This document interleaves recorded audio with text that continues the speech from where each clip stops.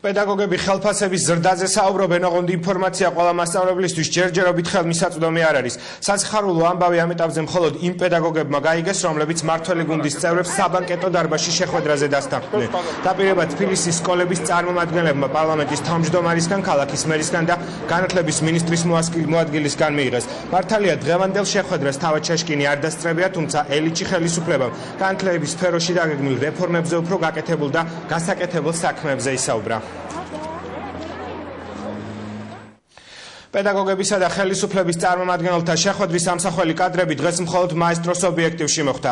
მართალია სასტუმრო ელჩი სამთავრობო შეხვედრა დასრულდა, თუმცა ანა ლაპიაშვილი რჩება იმ ადგილას, სადაც სავარაუდოდ მოახლოებულ არჩევნებზე იყო მსჯელობა. ანა, ხელისუფლების წარმომადგენლები, როგორც ვიცი, უკვე ღიად საუბრობენ პედაგოგებთან შეხვედრის განრიგის შესახებ. ანუ ნიშნავს თუ არა ეს იმას, რომ წინა საარჩევნო კამპანია ნაციონალებმა ოფიციალურად დაიწყეს? ნაციონალურმა წინასაარჩევნო კამპანია, როგორც ჩანს, ოფიციალურად დაიწყეს. ამის შესახებ საუბრობდა დღეს თავად გიგი უბულავა, რომელმაც თქვა, რომ მათ წინასაარჩევნო კამპანია არ შეუწყვეტიათ არჩევნების დასრულების შემდეგაც კი ეს იყო შეხვედრა ყველაფერი მნიშვნელოვანზე, როგორც თავად ნაციონალური მოძრაობის წარმომადგენლები აცხადებდნენ.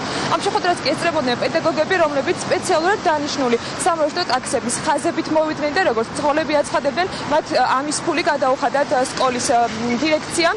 რაც შეეხება თავად შეხვედრის დეტალებს, დღეს ნაციონალური მოძრაობის წარმომადგენლები განმარტავდნენ, რომ ისინი პედაგოგებს ესაუბრებოდნენ ღია თემებზე, თუმცა შეხვედრა იყო დახურული. როგორც აღმოჩნდა, მასწავლებლებს გააცნეს ის ინფორმაცია იმის შესახებ, თუ რა წარმატებებს მიაღწია მმართველმა გუნდმა და რაც გეგმავენ სამომავლოდ ისინი.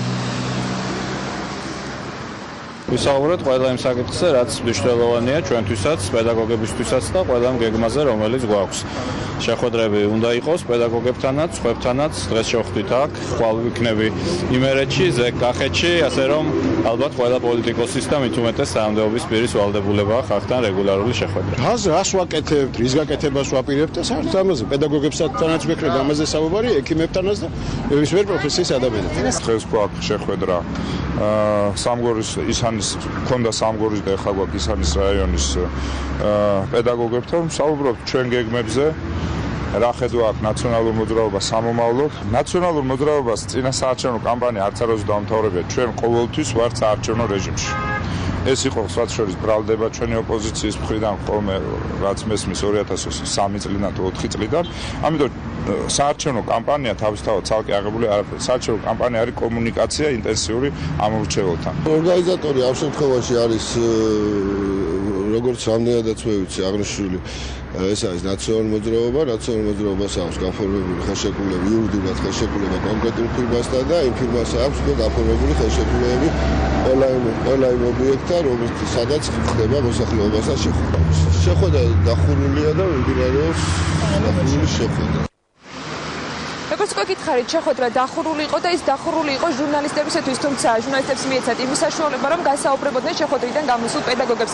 ისინი ერთხმად აღნიშნავდნენ, რომ შეხვედრაზე საუბარი იყო უკვე ნაციონალური მოძრაობის წარმატებით განხორციელებულ პროექტებზე და იმ საკითხებზე, რომელსაც ისინი მომავალში გეგმავენ. როგორც აღმოჩნდა, მასწავლებლებმა მიიღეს დაპირება იმის შესახებ, რომ ისინი მიიღებენ გაზრდილ ხელფასებს, შეძლებენ ატესტაციის ჩაბარებას და რა თქმა უნდა მიიღებენ განსხვავებებს, რომლის შესახებაც ხელისუფლება უკვე რამდენიმე თვეა საუბრობს, თუმცა პედაგოგები დღეს ვერ გაიგრძნიან იმ საკითხებში, თუ როდის მოხდება მათთან კიდევ ერთხელ შეხვედრა, როგორც ნაციონალური მოძრაობის წევრები აცხადებდნენ, შეხვედრები გეგმება სხვა პედაგოგებთან და სხვა რაიონებშიც.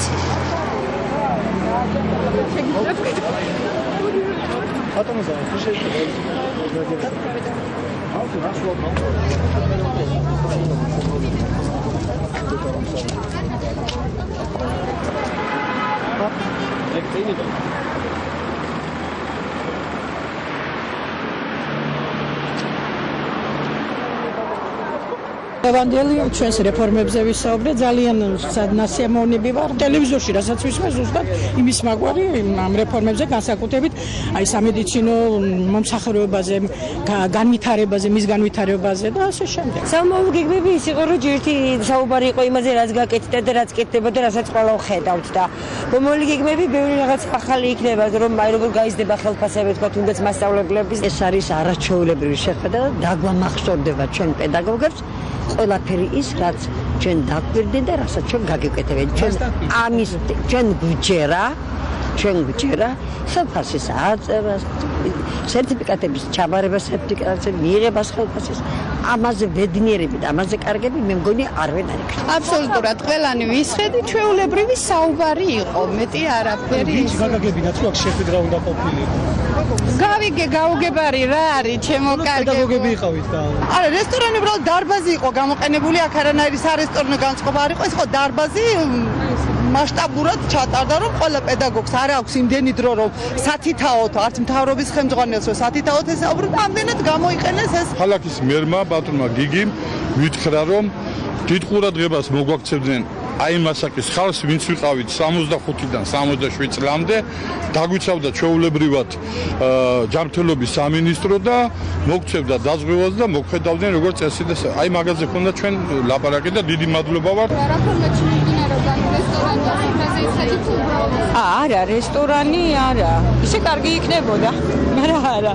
ძალიან საინტერესო იყო, განსაკუთრებით ბაქრაძე ძალიან საინტერესოდ ისაუბრა და ძალიან დიდი პერსპექტივები დასახა მომავლის სკოლის განათლების აღორძინების სფეროში. შეხვედრა რა ფორმატში მიმდინარეობდა, რესტორანში ქონდა შეხვედრა და როგორ?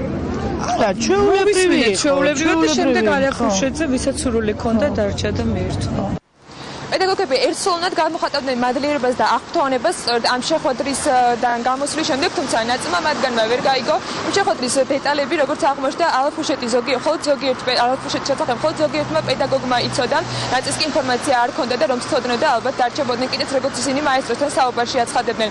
ნაციონალური მოძრაობის წევრები აგრძელებდნენ პედაგოგებთან შეხვედრას, როგორც ისინი თავად გვეუბნეოდნენ და სწორედ ამ შეხვედრის ორგანიზებისათვის მათ დაქირავებული ყავთ სპეციალური კომპანიაც, რომელიც სავარაუდოდ მომდევნო დღეებშიც გააკეთებს ორგანიზებას რესტორნებში იმისათვის, რომ პედაგოგებს შეხვდნენ და ისაუბრონ ყველაფერზე, რაც მნიშვნელოვანია.